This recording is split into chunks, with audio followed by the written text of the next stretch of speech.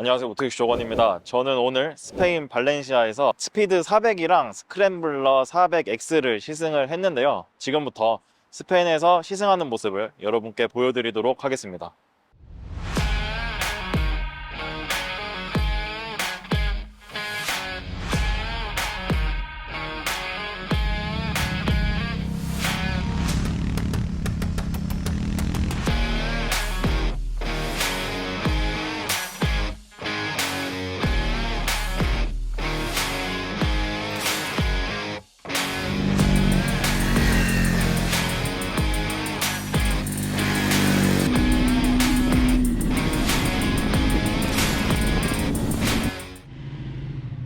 트라이엄프가 스피드 400과 스크램블러 400X로 A2 클래스에 새롭게 발을 들였습니다.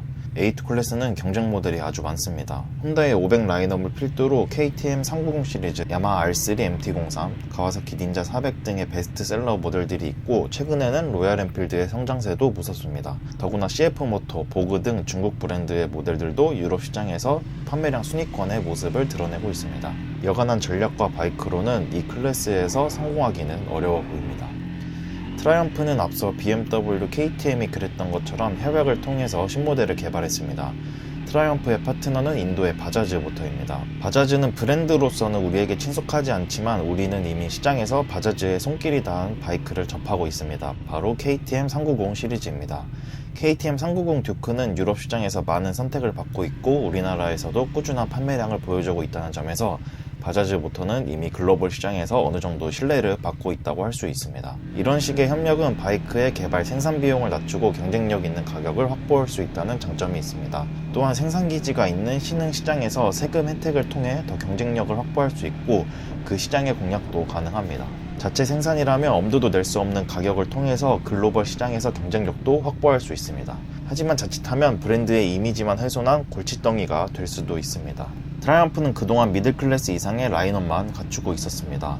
모던 클래식 라인업은 900cc와 1200cc로 구성되어 있었습니다. 그중 본네빌 T120은 레트로 모터사이클 생태계의 최강자로 꼽힙니다. 이런 구성은 트라이엄프의 프리미엄 이미지를 부여합니다. 이런 상황에서 400cc급 엔트리 클래스를 추구하는 건 위험할 수 있습니다. 모델에 대한 평가에 따라 자칫 트라이엄프의 프리미엄 이미지가 훼손될 수 있기 때문입니다.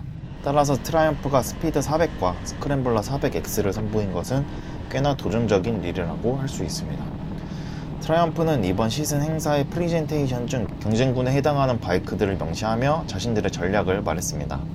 경쟁군은 방향성에 따라 캐릭터와 퍼포먼스로 분류되었습니다. 캐릭터 쪽에는 로얄 엔필드 350과 혼다 GB350 등 레트로 디자인의 공랭 엔진을 가진 바이크들이 언급되었고, 퍼포먼스로 분류한 바이크는 KTM 390 듀크, 390 어드벤처, 그리고 야마하 MT-03 등 상대적으로 높은 마력의 수랭 엔진을 가진 모델들이었습니다. 결론적으로 스피드 400과 스크램블러 400X의 전략은 각각의 경쟁군에서 아쉬운 점을 보완하는 것이었습니다.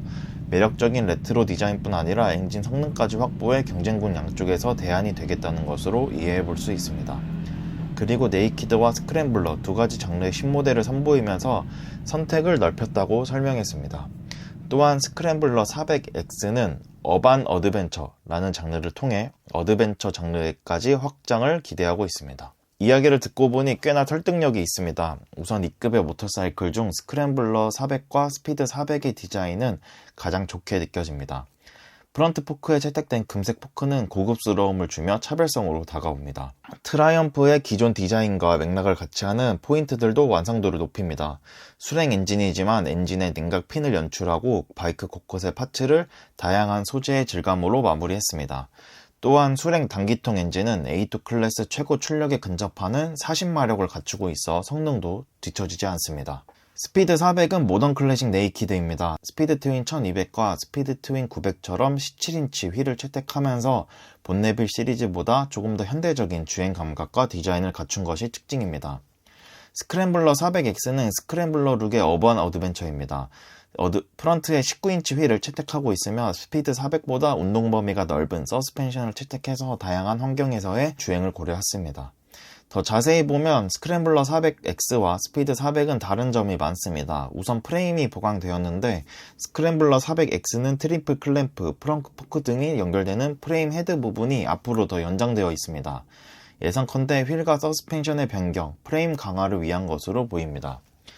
브레이크 디스크는 20mm 더 큰 320mm 싱글 디스크를 채택했습니다. 브레이크 패드는 스피드 400보다 부드러운 작동감을 줄 수 있는 컴파운드의 브레이크 패드를 채택했다고 하는데 라이딩 포지션의 차이 및 흙길에서의 주행을 고려한 것으로 이해됩니다. 또한 스크램블러 룩을 연출할 수 있는 요소들도 더했는데 머플러의 디자인이 다른 점이 가장 눈에 띕니다. 최근 플랫폼을 공유하는 바이크들은 장르가 다르더라도 동일한 머플러를 채택하는데 스크램블러 400X는 클래스를 감안하면 외관에 더 신경을 썼다고 볼 수 있습니다. 왼쪽 사이드 커버에 넘블 플레이트를 연출한 것이나 헤드라이트 클램프가 다른 것도 세심하게 느껴집니다. 포지션도 다릅니다. 우선 외관상으로 스피드 400과 스크램블러 400X는 자세에서 크게 차이가 나보이진 않습니다. 스피드 400의 프런트 포크 운동 범위가 140mm로 스크램블러 400X와 10mm 밖에 차이 나지 않기 때문인데요. 그래서 스피드 400은 프론트 포크가 쭉 뻗어 보이면서 시원한 인상을 주지만 스피드 400은 약간 그 특징이 반감되는 측면이 있습니다. 하지만 라이딩 포지션은 분명한 차이가 있는데 우선 두 모델의 시트고는 790mm, 835mm로 차이가 꽤 큽니다. 그리고 스크램블러 400X는 상대적으로 높고 넓은 핸들바를 통해서 더 편안한 주행 포지션이 연출됩니다. 엔진은 동일합니다. 수랭 단기통 398cc 엔진은 최고 40마력 최대 37.5Nm의 토크를 가지고 있습니다. 엔진은 전반적으로 부드럽고 진동이 잘 억제되어 있는 편입니다. 다만 4단 이하 6,000-7,000rpm으로 크루징할 때 사이드미러의 진동이 많이 전달됩니다. 손으로 전달되는 진동은 크지 않지만 한번 눈에 들어오면 약간 신경이 쓰입니다. 그래서 자연스럽게 5단, 6단으로 변속을 하게 되었습니다.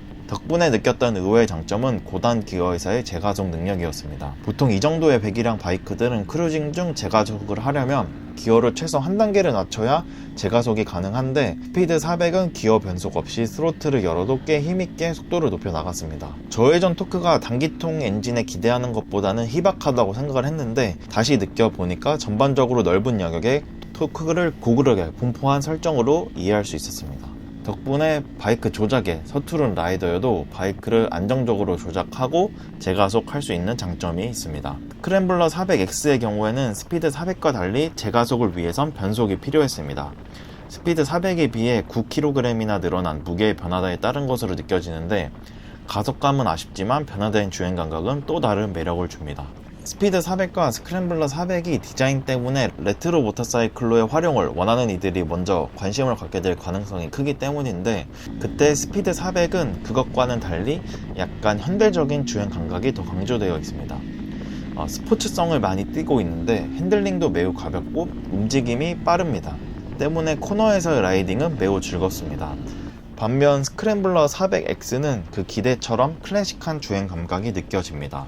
블록 패턴 타이어까지 채택되면서 상대적으로 노면을 끊어 누르며 달려나가는 감각이 느껴지는데 라이딩 포지션도 그렇고 확실히 더 여유로운 감각을 주기 때문에 스크램블러 400에 대해서 레트로 모터사이클을 원하는 분들은 더 만족하실 것으로 생각됩니다.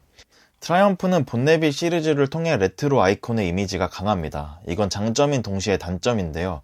본네빌 시리즈는 레트로 마니아들에게 드림 바이크로서의 영향력을 끼치지만 트라이엄프가 전개하고 있는 다양한 장르의 모터사이클은 집중받지 못하고 있기 때문입니다. 또한 기존 본네빌 시리즈는 배기량과 가격에 따라 확장성의 한계가 분명했습니다.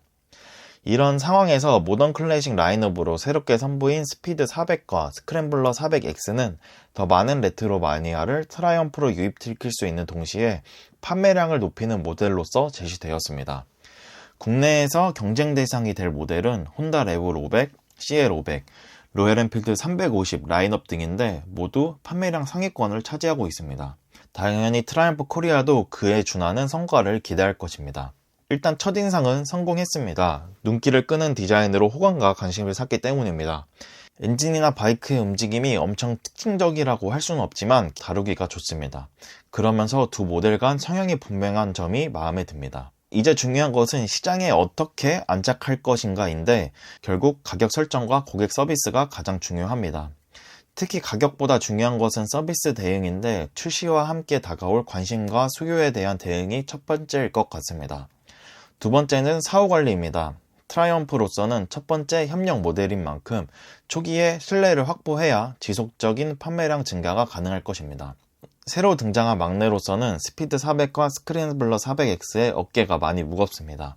하지만 준비만 잘한다면 트라이엄프의 영향력을 한 단계 더 높일 수 있는 모델임은 분명한 것 같습니다.